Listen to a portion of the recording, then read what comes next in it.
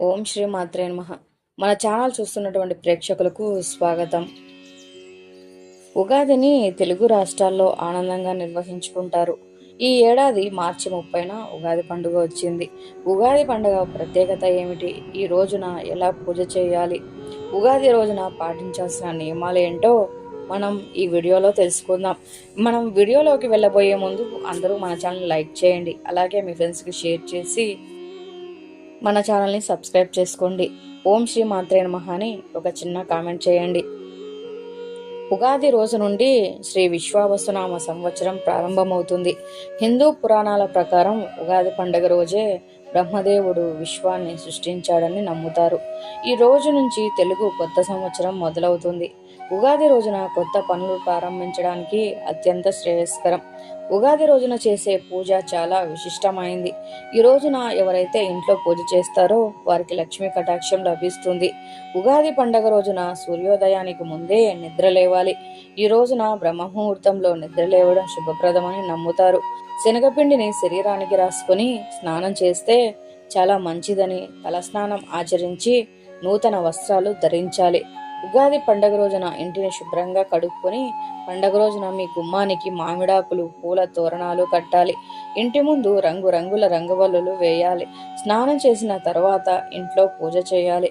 పూజ చేసే ముందు ఇంట్లో పసుపు నీళ్లు చల్లుకోవాలి. ఇలా చేయడం వల్ల మీ ఇంటికి ఉన్న దురదృష్టం పోయి అదృష్టం వరిస్తుంది. అలాగే పూజ చేసే సమయంలో ఇంట్లో ఉన్న ప్రతి ఒక్కరూ కుంకుమ బొట్టు తప్పనిసరిగా పెట్టుకోవాలి. కుంకుమ బొట్టు పెట్టుకోకుండా పూజ చేయకూడదు. ఉగాది రోజున పూజ ప్రారంభించేటప్పుడు పూజా గది ముందు ముగ్గు వేయాలి. అప్పుడే మీరు చేసిన పూజకు 100% ఫలితం దక్కుతుంది. ఈ రోజున పూజ చేసేటప్పుడు ఇంట్లోని స్త్రీలు ఎరుపు రంగు దుస్తులు ధరిస్తే చాలా మంచిది. అలాగే నలుపు రంగు వస్త్రాలకు దూరంగా ఉండండి. ఉగాది ఆదివారం వచ్చింది కాబట్టి ఆదివారం రోజున నలుపు రంగు వస్త్రాలు వేసుకుంటే కుజదోషం ఏర్పడుతుంది. ఉగాది రోజున పూజ చేసేటప్పుడు విష్ణు సహస్రనామం పఠించాలి. ఉగాది రోజున చేసే పూజలో తులసి ఆకులు తప్పనిసరిగా ఉండాలి. అప్పుడే ఆ పూజ అసంపూర్ణంగా పరిగణించబడుతుంది. ఈ రోజు ఇంట్లో పూజ చేసేటప్పుడు ఓం నమో నారాయణాయ అనే మంత్రాన్ని 108 సార్లు జపిస్తే చాలా మంచిది. ముఖ్యంగా విష్ణువుకు ఇష్టమైన వాటిలో పసుపు ఒకటి. కాబట్టి కష్టాలన్నీ త్వరగా తీరిపోవాలంటే ఉగాది రోజున పూజ చేసేటప్పుడు పసుపు అక్షితలను చేతిలోకి తీసుకొని విష్ణు సహస్రనామాన్ని పఠించాలి. ఇలా మనస్ఫూర్తిగా విష్ణు సహస్రనామాన్ని పఠించిన తరువాత అక్షితలను తలపై వేసుకోండి. ఇలా చేస్తే మీకున్న సమస్యలన్నీ వెంటనే తొలగిపోయి ఈ కొత్త సంవత్సరం అంతా మీకు బాగా కలిసి వస్తుంది. ఉగాదికి పచ్చటి తోరణాలు కట్టాలి. అలాగే దేవుడికి ఉగాది పచ్చడిని తయారు చేసి నైవేద్యంగా సమర్పించాలి. పూజలో వాడే పూజా ద్రవ్యాలు మనకు కుడివైపున ఉండాలి. పూజలో అన్నిటికన్నా ముఖ్యమైనది దీపారాధన.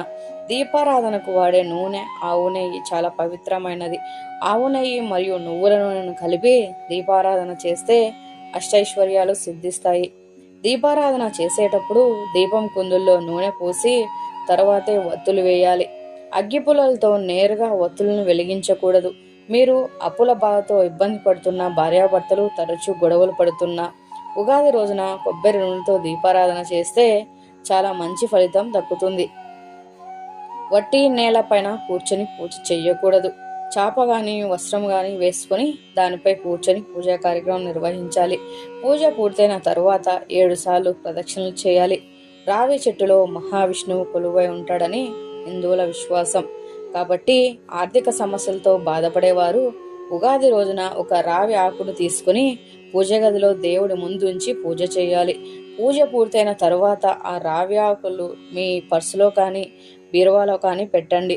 ఇలా చేయడం వల్ల విష్ణుదేవుని అనుగ్రహంతో మీకు డబ్బు సమస్యలు వెంటనే తొలగిపోతాయి. పూజ పూర్తయిన తరువాత దేవుడికి నమస్కారం చేసి మీ కోరిక కోరుకొని గంట కొడితే మీరు అనుకున్న కోరిక దేవుడి పాదాల దగ్గరికి చేరుతుందని శాస్త్రం చెబుతుంది. లక్ష్మీదేవిని ప్రసన్నం చేసుకోవాలంటే ఉగాది రోజున మీ ఇంటి ప్రధాన తలుపుకి స్వస్తిక్ గుర్తు వేయండి. పురాణాల విశ్వాసాల ప్రకారం ఇంటి ప్రధాన ద్వారానికి స్వస్తిక్ గుర్తు వేయటం వల్ల మీ ఇంట్లోకి లక్ష్మీదేవిని ఆహ్వానించినట్లు అవుతుంది. అలాగే ఒక గాజు గ్లాసులో నిండుగా నీళ్లు పోసి అందులో ఒక నిమ్మకాయను వేసి మీ ఇంటి ఈశాన్య మూలలో ఉంచండి. ఇలా చేస్తే ముక్కోటి దేవతల ఆశీర్వాదం పొందవచ్చు. అయితే ఉగాది రోజున కొన్ని పనులు పొరపాటును కూడా చేయకూడదు అని పండితులు చెబుతున్నారు. ఉగాది ఆదివారం వచ్చింది. ఆదివారం అంటేనే కుజునికి సంకేతం. ఆదివారం మంగళవారం రోజున భూమిపైన నివసించేటువంటి వారికి కుజ ప్రభావం ఎక్కువగా ఉంటుంది. కాబట్టి ఈ రోజు మనం చేసే పనులను బట్టి మన జాతకంలో మార్పులు జరుగుతాయి.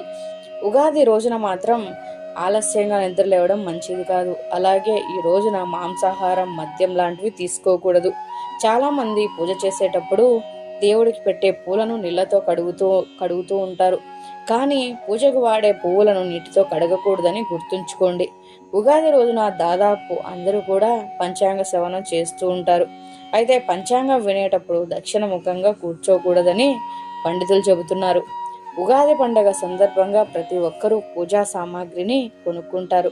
కానీ మంగళవారం రోజున మాత్రం కుంకుమ కొనకూడదని పండితులు అంటున్నారు. మంగళవారం కుంకుమ కొంటే మీ వైవాహిక జీవితంలో సమస్యలు వస్తాయి. భార్యాభర్తల మధ్య మనస్పర్ధలు, గొడవలు ఏర్పడతాయి. కాబట్టి మంగళవారం విడిచి ఒకరోజు ముందుగానే కుంకుమను కొనడం మంచిది. ఈ రోజున ఎవరికి అప్పు ఇవ్వకూడదు. ఎవరికైనా అప్పు ఇస్తే మాత్రం అది తిరిగి రావడం చాలా కష్టం కూడా అవుతుంది. భోజనం చేసిన తర్వాత పూజ చేయకూడదు. భోజనానికి ముందు మాత్రమే పూజ చేయాలి. మహిళలు జుట్టు విరబోసుకొని పూజ చేయకూడదు. ఇలా చేస్తే లక్ష్మీదేవికి కోపం వస్తుంది. ఈ రోజున ఉప్పు తినకూడదు. ఉప్పు తినడం వలన అనారోగ్య సమస్యలు వస్తాయి. అంతేకాకుండా మీరు చేసే ప్రతి పనిలో అడ్డంకులను ఎదుర్కోవాల్సి ఉంటుంది. తప్పనిసరిగా ఈ నియమాలు పాటించాలి. లేకపోతే అంతా నష్టం ఏర్పడుతుంది. మీకు ఈ వీడియో నచ్చితే తప్పకుండా లైక్ చేసి మీ ఫ్రెండ్స్కి షేర్ చేయండి. ఇలాంటి మరిన్ని వీడియోస్ కోసం మన ఛానల్ని సబ్స్క్రైబ్ చేసుకుని ఓం శ్రీ మాత్రే నమః అని కామెంట్ చేయండి. ధన్యవాదములు.